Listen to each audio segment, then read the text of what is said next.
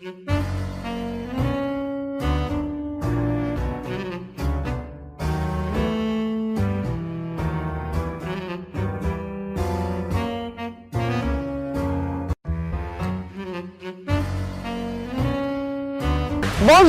je suis Solange Pali de My Passion My Job. Très heureuse de vous retrouver aujourd'hui sur cette journée totalement pluvieuse. Alors, nous sommes à une crêperie, comme vous pouvez le voir sur l'enseigne. Et aujourd'hui, nous avons l'immense privilège de recevoir un invité. En fait, c'est pour une surprise. Il ne se doute de rien. Donc, et si vous avez remarqué, j'ai le t-shirt, comme vous pouvez voir, et la casquette qui m'ont été offert par un designer qui est à Yaoundé. Bref, vous saurez tout dans quelques instants, donc restez connectés, suivez-moi. Bonjour. Viens. Alors, voici le fameux designer, il s'appelle Tony. Donc, vous aurez toutes les informations parce qu'on va faire une interview en même temps. C'est lui qui a conçu tout ce que vous voyez là. Donc, bien, on y va. On va rencontrer notre invité.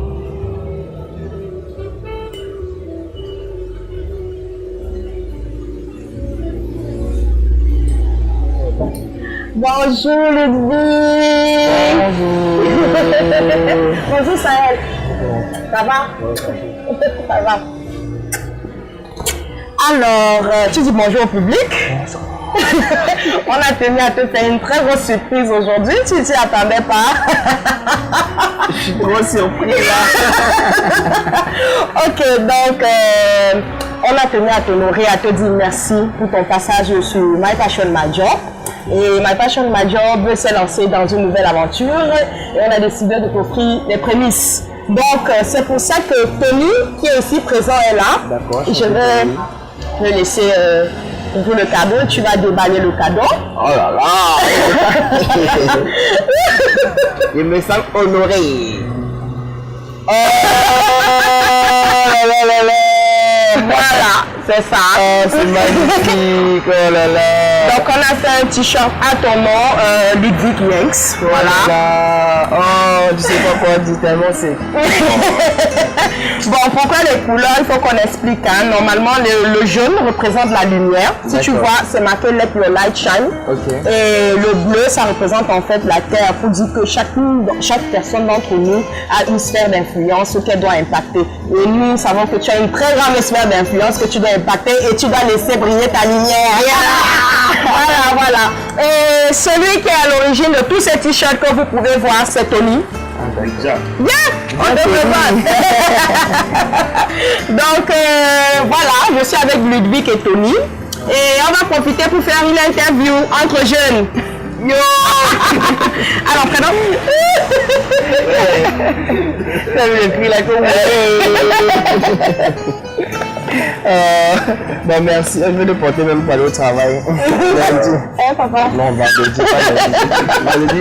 Bonjour, je suis Solange Pali de My Passion My Job. Très heureuse de vous retrouver. Et comme je vous l'ai dit précédemment, c'est une interview. Donc, les invités aujourd'hui sont Tony. Bonjour Tony. Bonjour Solange. Comment tu vas?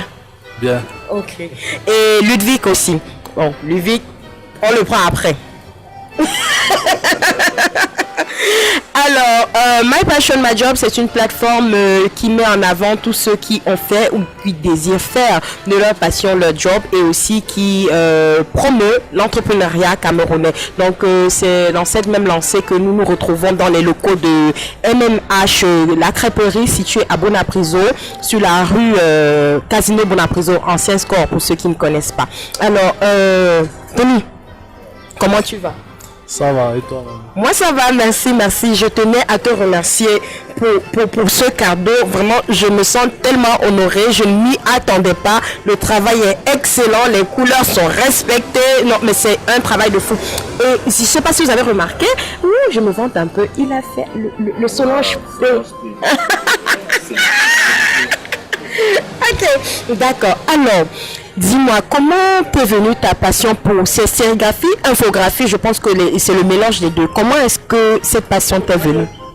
Bon, au départ, c'est l'infographie. J'ai été attiré par l'infographie parce que j'aimais tout ce qui est mélange de couleurs, de beaux, police d'écriture.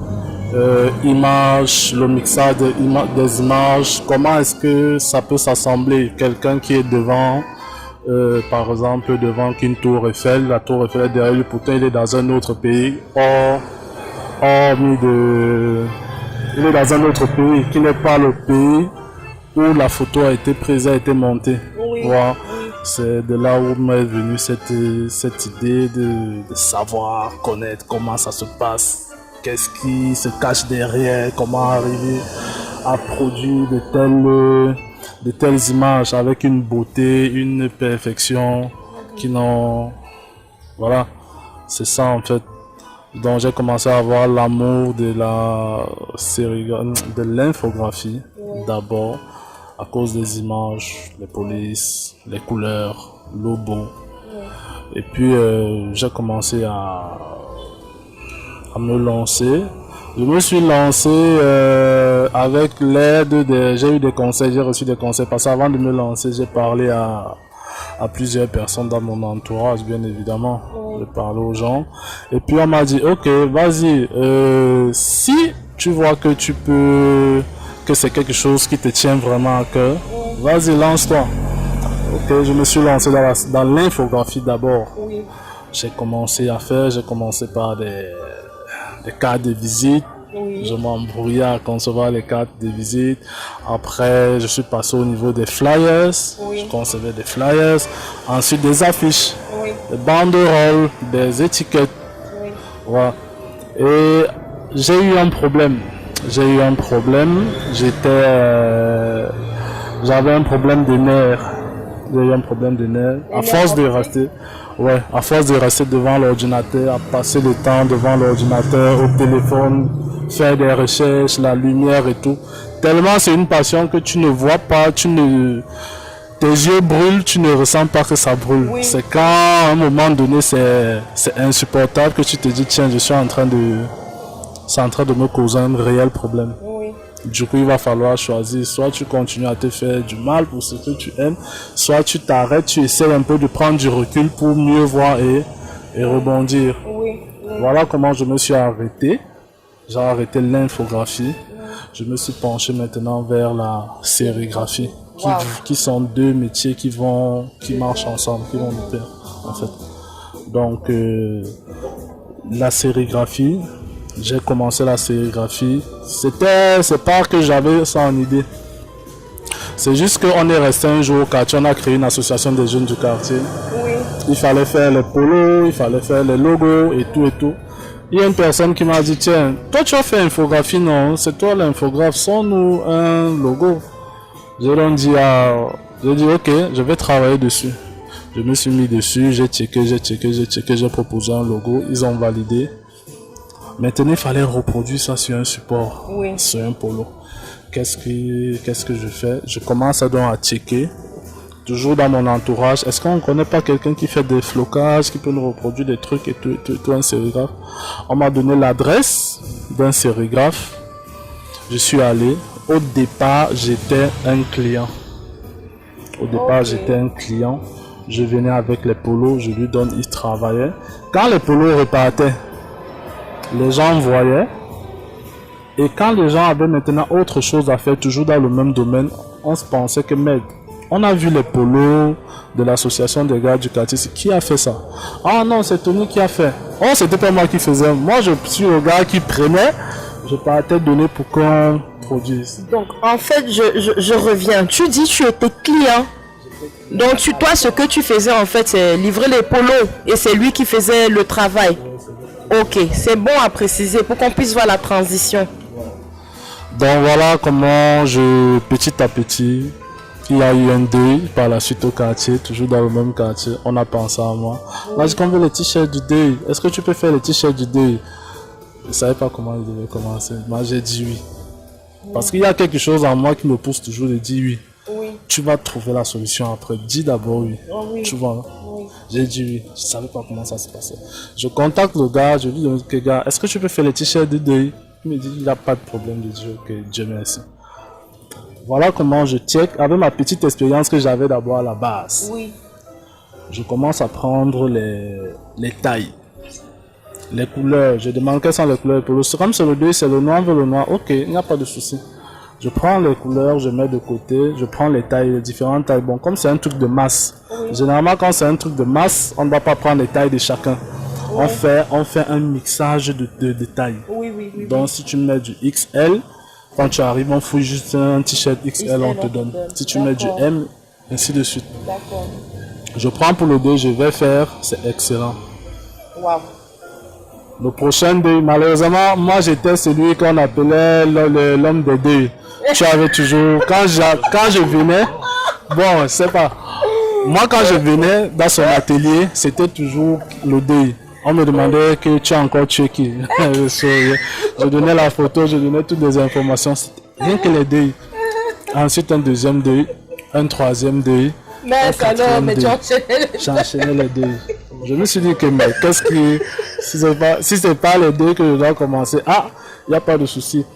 Après donc, tellement se transforme, tellement il bossait bien, que j'ai été séduit moi-même. Oui, par son par travail. le beau. Parce qu'à la base, c'est le beau, c'est ce qui est les couleurs, tout ça, qui sont dans moi, dans mon esprit. Et quand il matérialisait ça, vraiment, ça m'a ouvert l'esprit. Oui. Tu vois. Du coup, j'ai dit que, bon, je vais un peu essayer d'apprendre. Je l'appelle un matin, je lui dis que bonjour. Attends, faisons une pause. Donc, tu es passé de client à fournisseur du quartier pour les deuils. Bon, c'est pour blaguer. Ensuite, tellement tu as été captivé par le travail, l'excellence du travail proposé, que tu as débouché maintenant sur un apprenti. En fait, tu es devenu apprenti du monsieur. C'est ça, en fait? Ouais, c'est ça. Exactement ça. Bah, tu sais que ça demande beaucoup d'humilité d'arriver où tu es arrivé, tu sais ça? Ouais, je savais. Je savais qu'il fallait que je fasse beaucoup de sacrifices. Oui. Beaucoup de sacrifices. Déjà que quand je le contacte, je lui dis que j'ai envie d'apprendre, il se met à rire. Il se met à rire. Je lui demande que, mais pourquoi tu ris? Il me dit que non, ça va, tu vas apprendre. Il dit que ok, laisse-moi te recontacter. Il ne me recontacte pas. Les jours passent, il ne me recontacte pas. Je rappelle la deuxième fois. Il dit que, mais grand frère, je voulais, je t'ai appelé, je t'ai dit que je voulais apprendre. Il dit, ah ok, bon, viens avec 200 000. J'ai dit, oh là là, 200 000. Il me dit que bon, le grand frère, c'est peut-être il veut me décourager ou il veut me chasser ou bien il y a pas. Ou bien il m'aime comme client, mais pas, il ne veut pas que je sois un apprenti, quelqu'un qui va apprendre, il préfère que je sois toujours son client. Bon, une idée me vient, je lui dis que bon, on va faire un deal. Il me dit, ok, c'est quoi? Il dit que laisse-moi travailler pour toi, tu ne me payes pas. Je travaille pour toi, tu me formes. Et puis je te donne pas les 200 000 parce que je n'ai pas les 200 000. Oui. Quoique il avait une main d'œuvre gratuite à sa portée. Gratuit, un homme gratuit, un élément gratuit, tout. Oui. Donc tout était... J'étais là à sa disposition. Je devrais être là à sa disposition. Tu vois. Mais dis-moi, j'aimerais revenir sur un point. Tu as dit quand tu as commencé, tu avais ce désir-là qui était manifesté en toi. Tu en as parlé à tes proches. Tes proches t'ont dit, voilà, si tu veux te lancer dans ça, pourquoi pas. La plupart du temps, souvent dans notre contexte culturel, je vais même préciser, on se dit que les métiers par lesquels on doit réussir dans la vie, c'est qu'il faut être avocat, il faut être magistrat, il faut être docteur. Est-ce que dans ta famille proche, tu n'as pas rencontré des difficultés? Est-ce qu'il n'y a pas des personnes qui ont douté de ce talent ou bien qui ont essayé, entre guillemets, d'écraser le rêve? Bien sûr, ça ne manque pas. Mais comment est-ce que ça s'est passé? Comment est-ce que tu t'en es sorti? Bon, j'avais une folle envie de faire ça. J'avais une folle envie de faire ça et j'écoutais des conseils. On me donnait des conseils. On se plaignait souvent que je n'écoutais pas. J'ai mon grand frère qui se plaignait que je n'écoutais pas ses conseils. Mais moi j'écoutais, moi je mettais ses conseils en pratique d'une autre manière. Pas forcément comme il voulait, comme il le souhaitait, mais d'une autre façon. Tu vois. Donc j'ai continué à forcer parce que je savais que là où je vais là, Je n'ai pas droit à l'erreur et je sais qu'il y a quelque chose. C'est ce que je peux faire. Tu étais déterminé. Oui, j'étais déterminé à le faire. On m'a dit comment tu peux, ça va te donner quoi, comment tu peux faire ça, il faut laisser et tout. J'ai dit non, je vais faire. Bon, j'ai une question. Combien de temps est-ce que ça t'a pris de la formation parce que je tiens à préciser que maintenant tu as ton compte personnel. Combien de temps est-ce que ça t'a pris de la formation jusqu'à... Ça t'a pris combien de temps? Ça m'a pris 3 ans. 3 ans. 3 ans, un peu plus de 3 ans, mais je préfère pour ne pas faire d'erreur sur les chiffres, 3 ans. Et quelle est l'expérience? Si on te dit de parler de quelque chose de particulier que tu en as tiré de cette expérience, ce serait quoi?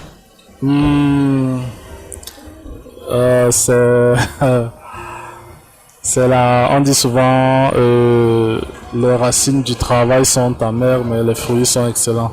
C'était vraiment le côté amertume du travail, dureté du travail. C'est ça que moi j'ai aimé, bizarrement, contrairement aux fruits qui tombaient, mais c'est le côté dureté du travail.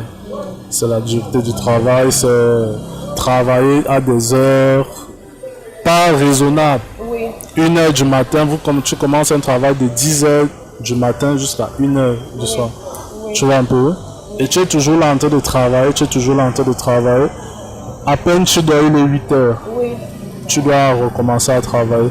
Donc c'est ce côté-là, cette expérience-là de la dureté. Il n'avait pas de facilité, c'est pas un métier facile et c'est pas un métier qu'il faut envoyer. Par exemple, il y a des gens qui disent souvent que j'ai un petit frère là chez moi, il ne fait rien, machin et tout, je ne sais pas ce qu'il veut, est-ce qu'il peut venir faire la sérigraphie? Non, la sérigraphie c'est pas un métier pour quelqu'un qui ne fait rien, c'est pas un métier pour quelqu'un qui n'a pas de vision, qui ne veut pas travailler, c'est pas un métier pour les paresseux.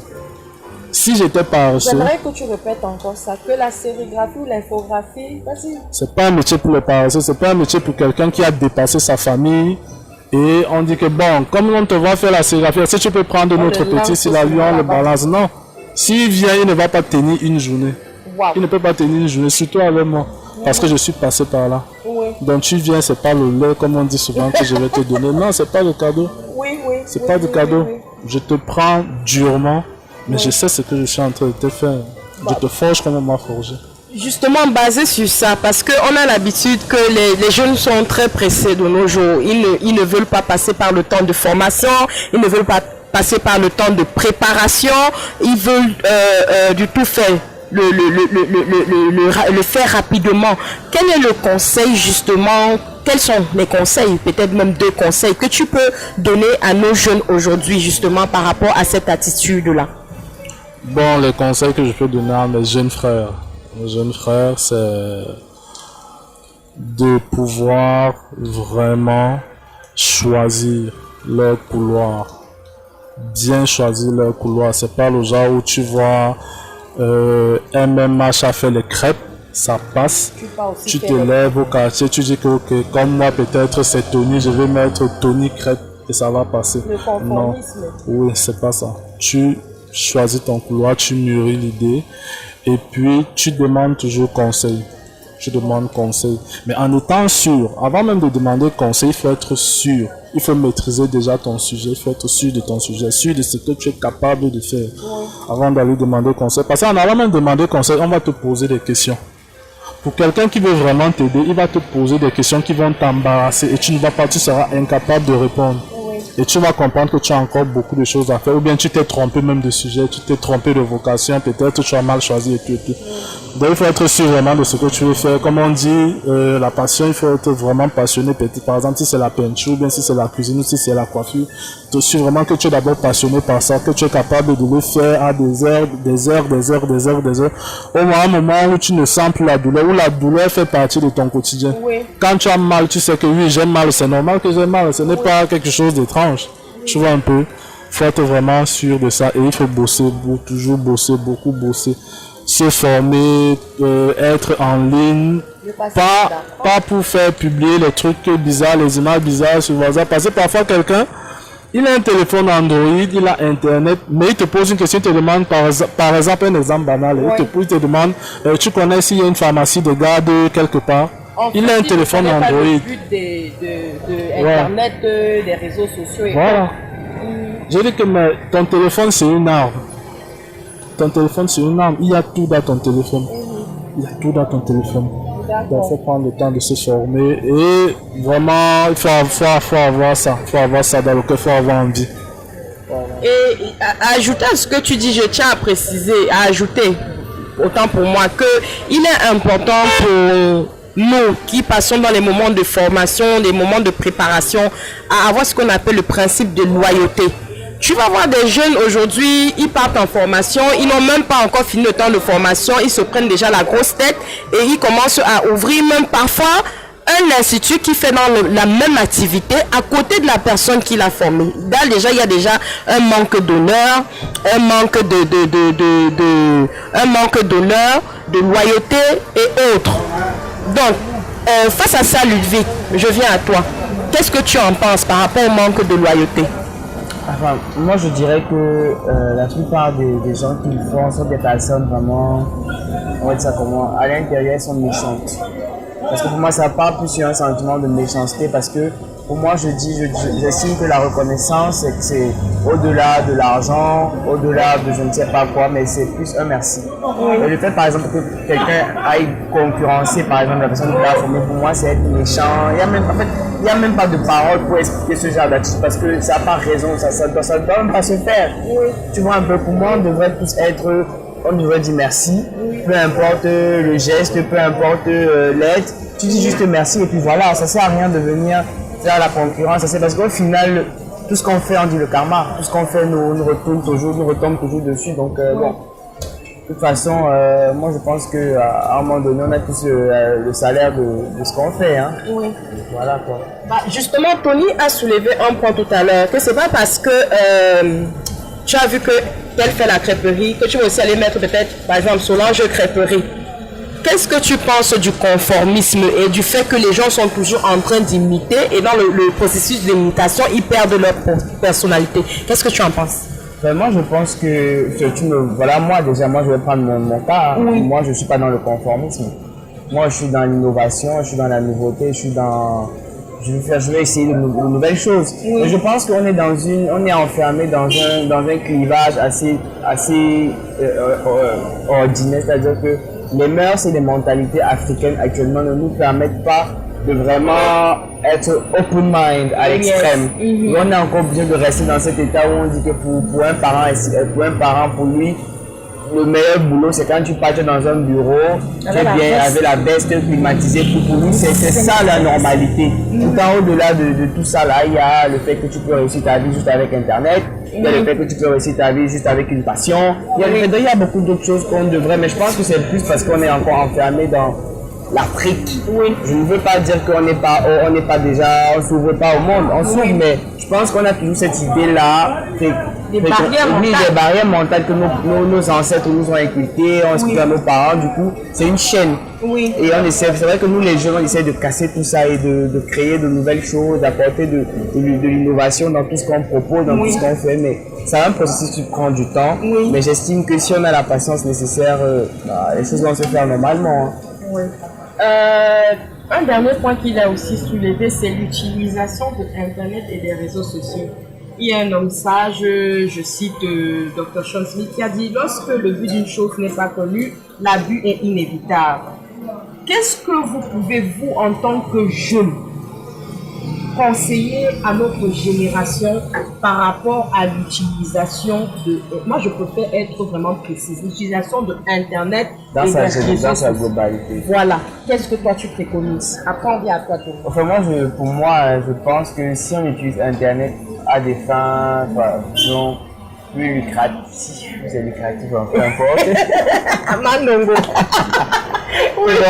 Je pense qu'à un moment donné, si on utilise Internet juste pour peut-être faire des recherches, apprendre, s'instruire ou bien se lancer comme moi, je pense qu'en ce moment-là, Internet intervient comme un bon moteur ou bien comme un bon support. Oui. Mais maintenant, si on utilise Internet juste pour faire des recherches qui n'ont rien à voir avec ce qui pourrait être vraiment bénéfique pour nous, positif pour nous. Pour moi, c'est une perte de temps, une perte d'énergie. Oui. Parce que ça ne sert à rien de vraiment gaspiller, de mettre autant d'énergie sur quelque chose qui ne va pas te propulser vers le haut, bien ne va pas t'amener dans une situation où tu seras vraiment heureux, mais ça t'amène plus dans un truc bizarre où tu vas te poser des questions, tu vas perdre du temps, tu vas donc mieux de gaspiller ce temps-là, prends ce temps-là et mets-le dans quelque chose de plus constructif dans ta vie et puis laisse la nature faire les choses. Comme quoi, pour résumer ce qu'il a dit, tout nous est permis, mais tout ne nous est pas profitable. Alors, Tony, quel est le conseil que tu peux donner aux jeunes par rapport à l'utilisation du net de nos jours et des réseaux sociaux? Bon, pour ma part, c'est bien utilisé. Quand on dit bien utilisé, c'est en ce qui te profite, en ce qui t'est bénéfique pour ton développement, pour ta croissance, pour tes idées, pour ta visibilité, tu vois un peu. Ne pas utiliser Internet pour publier ou bien faire des recherches bidons, des trucs qui vont te faire perdre du temps, passer le temps. Quelqu'un disait que la vie est courte, le temps est précieux pour un entrepreneur. Un entrepreneur ou bien quelqu'un qui a envie d'entreprendre n'a pas de temps à perdre, n'a pas de temps. Donc si tu prends ce petit temps, tu l'utilises pour ton domaine, pour faire des recherches, tu vois. Pour trouver des contacts, acquérir de nouvelles techniques, pour être ouvert, être une personne ouverte, libre d'apprendre, d'acquérir, de se faire de nouveaux contacts, un carnet d'adresses un peu plus large. Vraiment, Internet, il n'y a pas de, c'est à notre portée, c'est notre arme. C'est l'arme de toute personne qui veut entreprendre et qui entreprend déjà. Donc c'est tout. Bien utiliser Internet pour booster son potentiel. Nous sommes parvenus à la fin de notre interview. Par contre, je vais poser une dernière question à Tony. Est-ce que tu peux dire au public comment ils peuvent faire pour te joindre, pour te contacter, pour avoir cet excellent travail? Déjà, vous allez voir son travail. La vidéo sera alimentée par des photos reflétant l'excellence de son travail. Je vous assure, c'est la qualité, c'est excellent. Donc, excellent. Bon, pour me joindre, je suis basé à Yaoundé, au lieu dit Pont de la Gare. Bon, pour être plus précis, c'est un quartier Elixono. Il y a le Pont de la Gare. Donc, où on prend, moi j'ai souvent l'habitude de dire aux gens, tu connais où on prend le train, non? Voilà. Dans les environs là. Et voilà mon contact, j'ai un seul contact. WhatsApp, tout. C'est le 6 99 06 56 05 6 99 06 56 05. D'accord. Ok, le numéro sera communiqué lors de la publication de l'interview. Je vous remercie grandement, nous vous remercions grandement d'avoir pris votre temps pour nous suivre. C'était My Passion, My Job. J'étais avec Ludwig et j'étais avec Tony. Et nous vous disons grand merci. Bye bye et à la prochaine. Bye bye. Au revoir.